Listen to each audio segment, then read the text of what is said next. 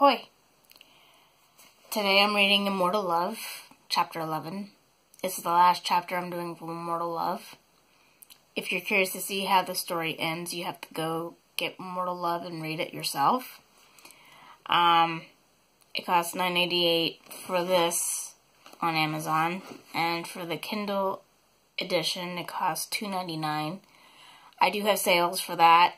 Sometimes you can get that as low as 99 cents or $1.99. And then sometimes you can download it for free to your Kindle or Kindle app.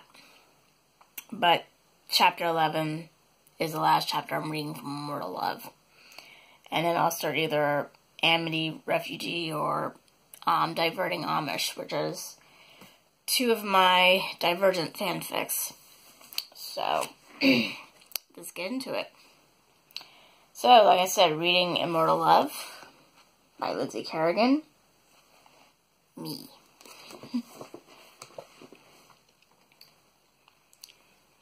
Genevieve ran through the woods as quickly as she could. She was being hunted by a predator, and she was the prey. She kept looking behind her, hoping to have escaped. She didn't see anything, but she felt like the monster was still there, chasing her, watching her, preparing to pounce on her. She ran to a big farmhouse surrounded by gates in the middle of nowhere. The gates flew open without her opening them.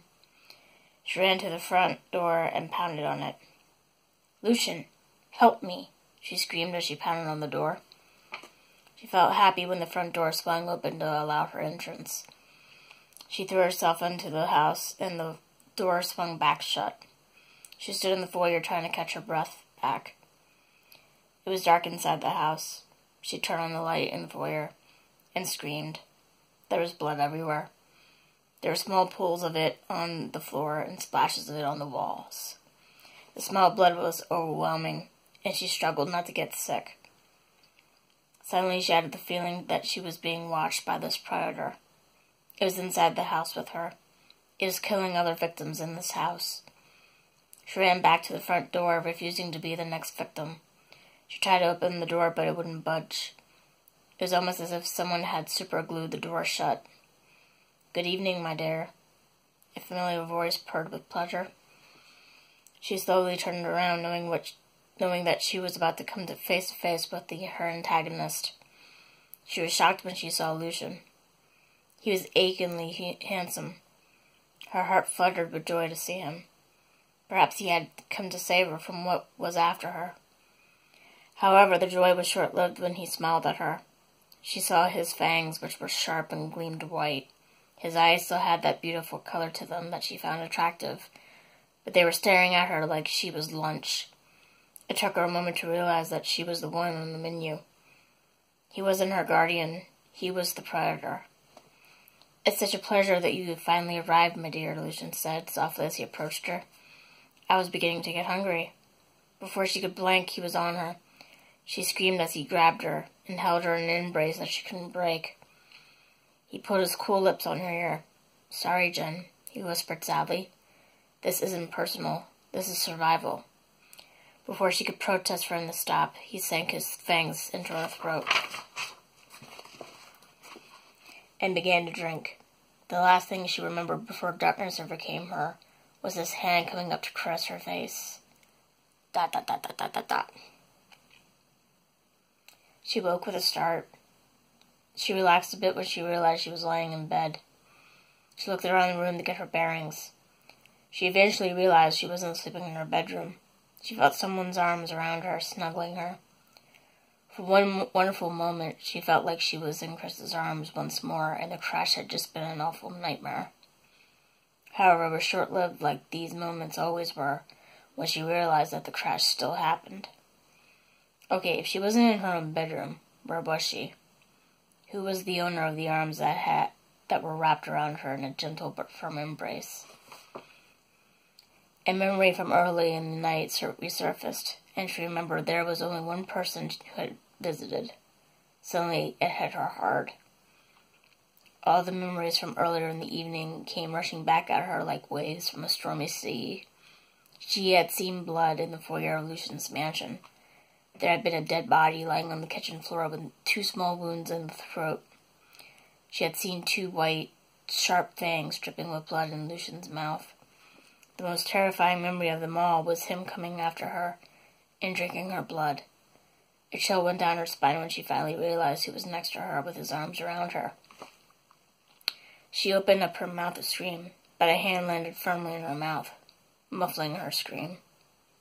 "Don't scream," Lucian whispered to her softly. "There isn't anyone out there who will hear you." Her eyes went wide in terror. "Besides, it hurts my ears," he added with a wicked grin. "If I remove my hand, you will not scream. Do you understand?" She nodded. He slowly removed his hand from her mouth. She turned her body so that she could see him more. She expected to find him with his eyes blazing red and his fangs exposed, but he looked the same as he did the first day they met. "Are you going to kill me?" she asked nervously, feeling her mouth go dry in fear. "No," he replied as he caressed her cheek. "If I wanted to kill you, my dear, you would be dead by now." She felt her blood run cold. She realized that she was lucky she was still alive, especially since he had fed from her earlier. "It's true," she said softly, feeling a mixture of awe and fear. "What is?" "That you're a vampire." "Who told you I was?" he inquired darkly. It was important to know this. If someone was going around town telling people he was a vampire, that person was putting Lucian's life at risk. "No one." "Then how did you know I'm a vampire?" "I had a vision of it." That was a new one. It was very rare that people knew he was a vampire through the gift or curse of premonition. "When did you have this vision of me?" "A few weeks ago." "Obviously it didn't scare you away," he said dryly. "I didn't believe it," she admitted. "I thought it was something that my mind decided to make up, just like it did with the other visions I had. Of course, after I had the vision, some of your habits didn't make sense. Like not being out during the day and not eating. However, the rational side of my mind told me that some humans don't go out during the day, too, because they have an allergy to the sun. As for you not eating, I just concluded you like to eat alone, as some people do." Now that you know it's true, what do you think?" he asked bluntly. "I still can't believe it." "Why?" "It's so hard to imagine vampires existing in this day and age." "That's understandable," he agreed. "Humans are less superstitious now than they were in the past. Back then it was possible for anything to exist." She stretched out on the bed. Every limb felt sore. She swallowed and her throat was dry. "I'm thirsty." He reached for something on the nightstand and handed her a glass of orange juice. "Drink this," he said as she took the glass from him. "Thank you," she said after she drank half the juice. "You're welcome," he said as he sat up in bed a bit. "How are you feeling, my dear?" "Drained," she replied, narrowing her eyes at him. "I'm not a vampire now, am I?" "No." She looked surprised by the admission. "Why?" "I didn't drain you enough to put you at death's door to give you any of my blood," he explained. It amuses my kind greatly that people think that someone will become a vampire automatically because we bite them, he remarked. "If it was that easy, there would be more vampires than humans." "I got a curious question," she asked after a moment of silence. "You may ask," he replied as he stretched up beside her. "How long have you been a vampire?" she inquired. He stared intently into her eyes. 1,000 years? She felt her mouth drop. 1,000 years? Yes, dear. "Wow, you must have seen a lot." "I have." "You're like a living history book." He chuckled. "That's a good way of putting it." She laid her head back on the pillow and looked at the ceiling. There was another moment of silence as her brain was trying to apprehend the information he was giving her. It still felt so unreal. "You told me you were 35, she remarked. "Is that how old you were when you became a vampire?" "Yes." "Did you want to become a vampire?" "Absolutely not." "Why did you become a vampire, though?" "Same reason why most people become a vampire," he replied. "It's an accident." She raised an eyebrow. "How's it an accident?" "Most vampires try to avoid killing their prey," he replied. "They only take what they need. A vampire doesn't need to drain every drop of blood from their prey to survive." "So most vampires don't kill for pleasure?" Precisely, he said firmly. Most of us held on to the humanity we had when we were still mortal. Is it true that vampires need blood to survive? Yes. Can you also eat food? No, he replied. We get violently sick if we eat. She suddenly thought back to the day where he made soup at his house, and he had to go to the bathroom immediately afterwards because he wasn't feeling well. Can you drink more than just wine and blood? No, he replied. There was another moment of silence as her mind was trying to compute what he was telling her. Are you happy being a vampire? Yes. Were you always happy being a vampire? No, he replied truthfully. I hated it in the beginning. Over time, though, I began to love it. Why do you love it? I gained much as a vampire, he said softly. I won't ever have to worry about getting sick and dying a slow, painful death. So dying from sunlight isn't a slow, painful death? No, it's a fast, painful death. What about the other ways to dispose of vampires? She countered. Again, they're all fast, painful deaths. What else did you gain as a vampire? She asked curiously, desperate to change the subject. My senses are heightened, he replied. I can see and hear things I couldn't when I was a mortal man. My skin is very sensitive to the touch, which can be great when it comes to sex. I can smell things at a greater depth. What else? I have the strength of 10 men, he replied. I possess preternatural speed where people can't see me move in a blink of an eye. I can control things without touching them. How can you control things without touching them? Like this, he said as he waved his hand towards the fireplace in the bedroom. A small fire ignited in the hearth. She looked at the small fire in awe. She turned to look at him with fear in her eyes. He smiled at her mockingly. With a wave of his hand again, the fire extinguished itself. She lay back down on the pillow, feeling nauseous. Are you okay? He asked her with concern, brushing her cheek tenderly with his fingers. Yeah, give me a minute, she said as she took a couple of deep breaths. Drink the rest of this, he told her as he put the glass with the remaining orange juice into her hand. She sat up and drained the glass of its contents. Thank you. Do you want any more? She nodded before she lay back down on the bed. Okay, he said as he got up. Don't leave, my dear. You're still a tad bit weak. She nodded in understanding, and he left the room. When he left, she looked around at her surroundings. The bed she was laying on was a four-poster canopy. The bedding was maroon, and the canopy was white. There was a mahogany dresser, 2 nightstands, a wash basin, and a mirror with a black veil draped over it. There was a beautiful antique clock on the mantel over the fireplace. There were candles on the dresser, nightstands, and mantel. She rolled over into her side. She saw that both the curtains and carpet were maroon. The bedroom was definitely beautiful and cheerful. She couldn't believe how comfortable she felt in this room when a vampire owned the house. Maybe he could manipulate her feelings too, even though he hadn't mentioned it. She remembered from the stories and legends that she had heard that vampires can control people and their minds. Maybe he had controlled her from the moment he asked her out 2 months ago. The thought made her upset. Was the relationship based off of manipulation and control rather than love? She felt a lump rise in her throat. She thought that she really loved her. She thought that he really loved her, and vice versa. Yet the thought of her loving a vampire bothered her now. This was certainly an interesting mess she was in now. However, it was fascinating at the same time now that she knew vampires existed. She wanted to ask him so many questions regarding vampires to see which legends were true about them. She wanted to talk to him about history to see what really happened. She wanted to know what his life had been like 1,000 years ago, and she still couldn't believe he was 1,000 years old. She rolled onto her other side when she heard the door open. Lucian had another glass of orange juice in his hand. She sat up and took the glass from him when he handed it to her.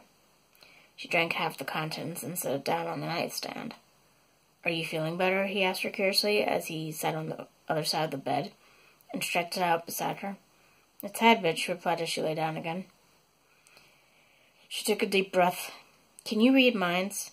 Yes. Can you control minds? Yes. What about mine? Once, he replied. That's when I fled from you earlier. What else can you do as a vampire? Morph into animals? What kind of animals? I mostly turn into a wolf, although I can turn into an owl, too. Can all vampires morph into animals? No, he replied. Fledglings cannot morph into animals. What's a fledgling? It's a vampire that's under 200 years old, he explained. It's like the first 18 years of a human's life. She closed her eyes again as another wave of nausea rolled over her. With a wave of his hand, the glass of orange juice lifted off from the nightstand and floated towards her. She opened her eyes and gasped when she saw the levitating beverage. Drink, Genevieve, he commanded at her in his black velvet voice. She sat up and took the glass into her hands. She put the glass to her lips and drained the glass of its remaining contents. She set the glass back down on the nightstand. Thanks, she muttered as she lay back down on the bed again. How many times do I have her laying back down on the bed again?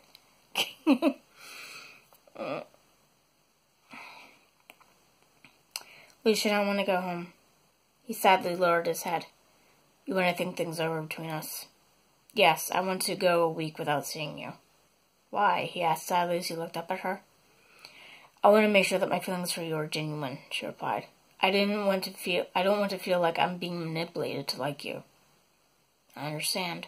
She sat up and started to get off the bed. He put his hand on her shoulder and pushed her back down on the bed gently. Where do you think you're going? She looked at him in fear. Home? Not yet, he said as he stretched up beside her. Again with that line.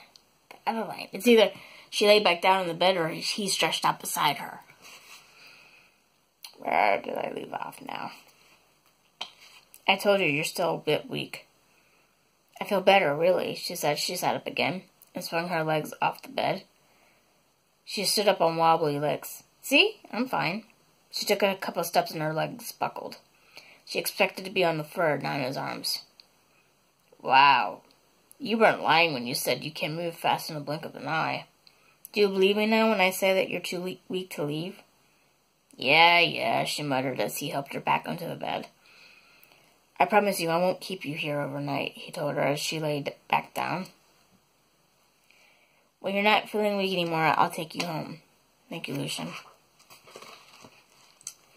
You're welcome, my dear, he said as he bent over to kiss her on her forehead, but stopped himself. It felt weird to kiss her now when she wanted time to herself for a week to think things through. As she lay next to him, he wondered if she would accept him for who he is. If she did, would she still stay with him despite his predatory nature? If she didn't stay with him, how would he cope? Excuse me. Let's try that line again. If she didn't stay with him, how would he cope without her after she had made such a huge impact on his life? I'm so sorry.